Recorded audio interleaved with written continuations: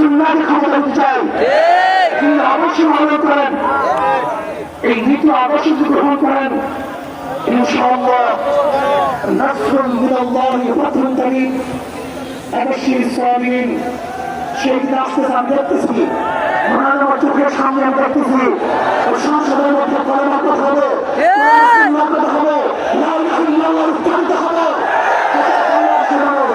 শান্তিতে বসবাস করতে পারবে, জুলুম থাকবে না, অত্যাচার থাকবে না, অবিচার থাকবে না, প্রত্যেকটা মানুষের প্রাপ্তি তাদের ঘরে ঘরে পৌঁছানো হবে।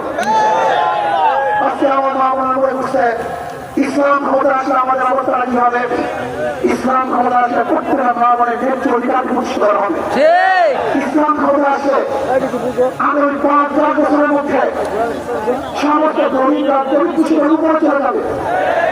ইসলাম ক্ষমতা আসলে ২৮ লক্ষ কোটি টাকা বিদেশে বাজার হবে না, দুর্নীতি থাকবে না, জুলুম থাকবে না, অত্যাচার থাকবে না, নির্বিচার করে মানুষরা খুন হবে না, খুন হবে না।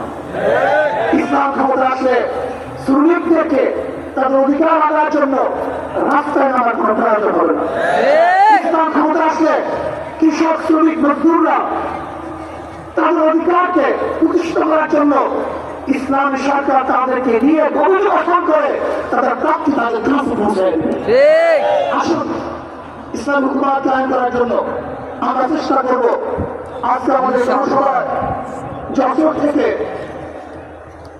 আমার কিছু ভাই আসার সময় তার এক্সিডেন্ট করে শাহাদাত বরণ করেছে। আল্লাহ তাদেরকে জান্নাতুল ফেরদাউস দান করুন। আমার অনেক ভাইয়েরা আহত অবস্থায় আছে।